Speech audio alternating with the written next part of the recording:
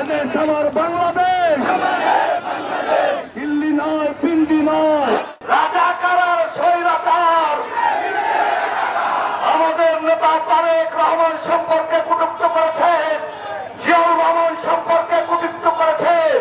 তার পাওয়া জবাব দিতে পারতাম, কিন্তু তারেক রহমান স্পষ্ট উচ্চারণ করেছে, বাংলার জমিনে হানাহানির রাজনীতি মানুষ চায় না।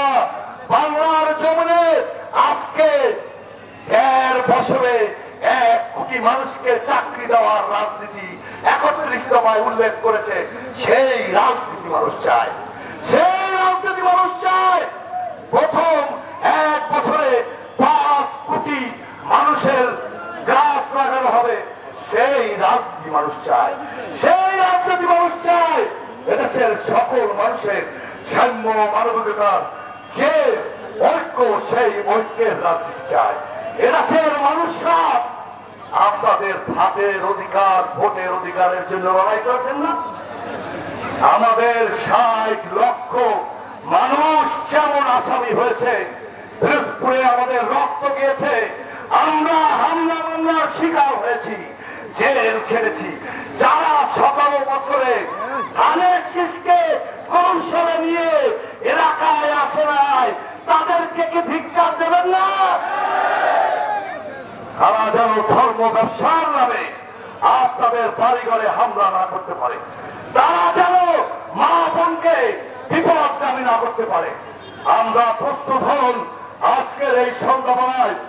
আমরা গ্রামে গ্রামে ৩১ দফা নিয়ে যাব, আপনারা যাবেন। আপনারা সেই ব্যক্তি যারা লড়াই করেছেন, যারা সংগ্রাম করেছেন। আজকের এই দিনে ১ বছর আগে স্বৈরাচারী শেখ হাসিনা পালিয়েছে, তাদের প্রভাব তারা পালায়নি। আইন শৃঙ্খলা রক্ষাকারী বাহিনীকে বলবো, যেন তেন সাধারণ মানুষকে ধরবেন না, ধরবেন না। শীর্ষ সন্ত্রাসী যারা সন্ত্রাস করেছে, যারা পিরোজপুরে সন্ত্রাস নৈরাজ্য লুট করেছে, তাদেরকে গ্রেপ্তার করুন। ১৭ বছরে ভয়ে ভয়ে ভীত সন্ত্রস্ত হয়ে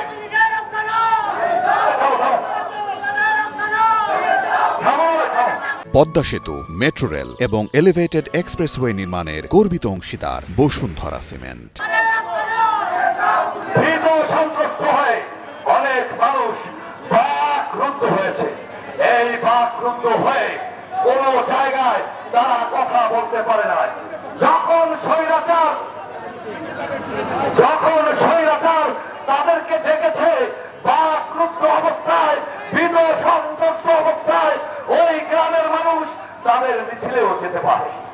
কিন্তু সে যদি কোন স্বৈরাচারী আচরণ না করে, ৩১ দফাকে যদি বিশ্বাস করে, তাকে আপনার চেয়ারের পিছনে, সামনে নয়, নেতৃত্ব নয়, নেতৃত্বে থাকবেন আপনারা, তারা থাকবে ৩১ দফার সমর্থক। এই সমর্থক ভোটের রাজনীতিতে তাদের চরিত্র যদি পরিবর্তন হয়, আমাদের কোন দফা যদি তাদের ভালো লাগে, অবশ্যই ধানের শীষের মিটিং এ তারা থাকবে।